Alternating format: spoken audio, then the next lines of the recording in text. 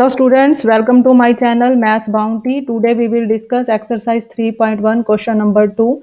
In this question statement is on comparing the ratios A1 upon A2, B1 upon B2, C1 upon C2. Find out whether the lines representing the following pair of linear equations intersect at a point are parallel or coincident. ये हमें इस question में 3 parts given है, linear equations given है. हमें ये बताना है रेशो की हेल्प से कि ये जो लाइंस हैं 3 केस हैं, इंटरसेक्ट करती हैं एक पॉइंट पे, पैरेलल हैं या कोइंसाइड करती हैं. तो ये फर्स्ट पार्ट मैं डिस्कस कर रही हूँ. सबसे पहले ये जो गिवन इक्वेशन है हमारी नंबर 1 एंड नंबर 2 मैं मार्क कर रही हूँ. इसको हम जनरल लीनियर इक्वेशन के साथ कंपेयर करेंगे.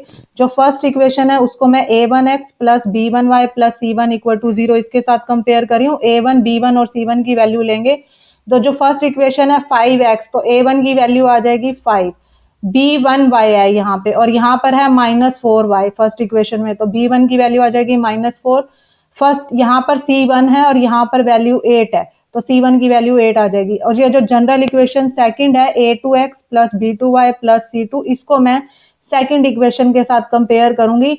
a2x है तो a2 की वैल्यू आ जाएगी यहाँ से, ये 7 है 7x, तो 7 आ जाएगा. b2 की वैल्यू आ जाएगी, y के साथ कोफिशिएंट 6 है तो यहाँ पे 6 आ जाएगा. मैं छोटे छोटे मार्क लगा रही हूँ समझाने के लिए. c2 कांस्टेंट है, यहाँ पर c2 की वैल्यू आ जाएगी -9. तो हमने ये जो कोफिशिएंट्स है इनकी वैल्यू निकालनी है. उसके बाद इन रेशो को हम कंपेयर करते हैं. a1 अपॉन a2, इसकी वैल्यू हम रखेंगे. a1 की वैल्यू 5 है और a2 की वैल्यू 7 है. नेक्स्ट हम निकालेंगे b1 अपॉन b2. b1 की वैल्यू है -4, b2 की वैल्यू है 6. ये सॉल्व करके 2 की टेबल पे कैंसिल कर देंगे, 2/3, ये वैल्यू आ जाएगी -2/3. नेक्स्ट हम निकालेंगे c1 अपॉन c2. c1 की वैल्यू 8 है, c2 की वैल्यू -9 है, तो ये रेशो है -8/9.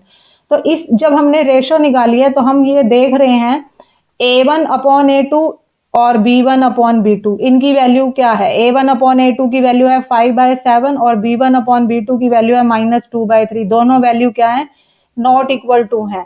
अगर ये कंडीशन आ जाती है तो जो लाइंस हैं वो क्या करती हैं, एक पॉइंट पे इंटरसेक्ट करते हैं. तो जो फर्स्ट पार्ट है इसमें जो लाइंस हैं इंटरसेक्टिंग लाइंस हैं. तो हमने बताना था कि किस टाइप की लाइंस हैं. तो in first part lines are intersecting lines, lines एक पॉइंट पे इंटरसेक्ट करेंगे, ये आंसर है हमारा. उसके बाद हम कर रहे हैं सेकंड पार्ट सेम. ये हमारे पास दो लीनियर इक्वेशंस हैं, ये नंबर 1 और नंबर 2 में मार्क कर रही हूँ. इन दोनों इक्वेशंस को हम जनरल इक्वेशंस के साथ कंपेयर करेंगे. हमारी फर्स्ट इक्वेशन है a1x plus b1y plus c1 equal to 0. इसको मैं फर्स्ट इक्वेशन के साथ कंपेयर करूंगी. a1 की वैल्यू ये जो है फर्स्ट इक्वेशन में x के साथ कोफिशिएंट 9 है, a1 की वैल्यू आ जाएगी. b1y है, यहाँ पर 3y है, तो b1 की वैल्यू यहाँ से हम ले लेंगे 3. यहाँ कांस्टेंट c1 है और फर्स्ट इक्वेशन में 12 है, तो c1 की वैल्यू 12 आ जाएगी. और सेकंड इक्वेशन है general a2x plus b2y plus c2 equal to 0. इसको मैं ये सेकंड इक्वेशन के साथ कंपेयर करूंगी. x के साथ कोफिशिएंट है 18, तो a2 की वैल्यू आ जाएगी 18. b2 y के साथ कोफिशिएंट यहाँ पर है 6, तो b2 की वैल्यू आ जाएगी 6. c2 की वैल्यू आ जाएगी कांस्टेंट कितना है 24. तो ये निकालने के बाद हम इनकी रेशो निकालते हैं. a1 अपॉन a2, इसको सॉल्व करेंगे, ये आ रहा है 9/8, सॉल्व करके आ जाएगा 1/2. 9 की टेबल पे 9/18 है, 9 to the 18, ये सॉल्व करके 1/2 आ जाएगा. फिर हम रेशो निकालेंगे b1 अपॉन b2, ये रेशो है 3/6. इसको सॉल्व करोगे 3 की टेबल पे 3 to the 6, 1/2 आ जाएगा. नेक्स्ट है हमारे पास c1 अपॉन c2, ये आ जाएगा 12/24. इसको सॉल्व करेंगे 1/2 आ जाएगा. तो हम यहाँ पर रेशो निकालने के बाद इन रेशो को देखेंगे कि वैल्यू क्या क्या आ रही है. तीनों केस में वैल्यू जो है हमारी इक्वल आ रही है. a1 upon a2, b1 upon b2, c1 upon c2, तीनों की वैल्यू क्या आ रही है, सॉल्व करके 1/2.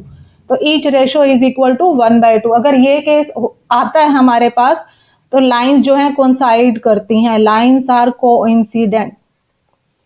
तो हमने इस क्वेश्चन में यही बताना था लाइंस किस टाइप की हैं, लाइंस कोइंसाइड कर रहे हैं. अगर ये इस क्वेश्चन में ये पूछता है कि क्या सोल्यूशन निकलता है, तो इस केस में जो सोल्यूशन है वो इनफाइनाइट मैनी सोल्यूशन का केस बनता है ये.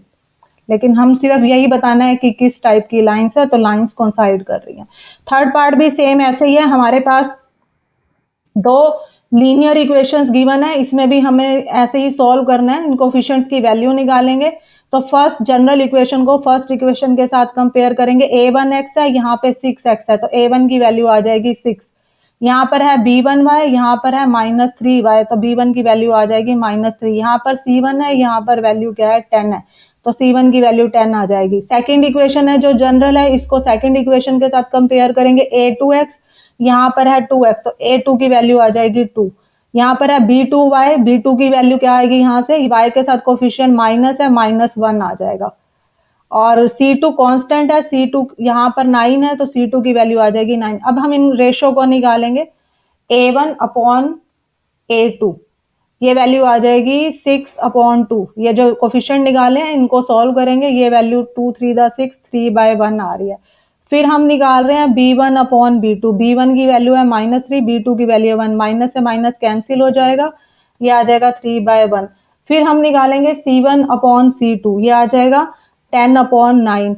तो ये रेशो निकालने के बाद हम इन रेशो को कंपेयर करते हैं, A1 अपॉन A2 और B1 अपॉन B2 और C1 अपॉन C2। ये रेशो लिख के इनकी वैल्यू चेक करेंगे किस टाइप की। A1 अपॉन A2, इसकी वैल्यू 3/1 है, इसकी वैल्यू भी 3/1 है। B1, ये दोनों क्या है, वैल्यू सेम है निकालने के बाद। लेकिन C1 अपॉन C2 की वैल्यू क्या है, 10/9। ये इक्वल नहीं है, तो यहाँ पर नॉट इक्वल टू लगा देंगे। इसका मतलब A1 upon A2 equal to B1 upon B2, लेकिन C1 अपॉन C2 जो रेशो है वो नॉट इक्वल टू है, वैल्यू इक्वल नहीं है। तो ये जो केस होता है, इस केस में लाइंस जो होती हैं वो पैरेलल होती हैं, लाइंस आर पैरेलल। तो हमें बस इतना ही बताना था कि किस टाइप की लाइन है। अगर वो सोल्यूशन पूछा नहीं है इस क्वेश्चन में, तो ये नो सोल्यूशन का केस बनता है। तो हमें दोनों चीजें पता होनी चाहिए, पर कुछ भी पूछता है क्वेश्चन में तो हमें आना चाहिए। तो आंसर है लाइंस आर पैरेलल, और जो है सोल्यूशन हम इस केस में फाइंड आउट नहीं कर सकते।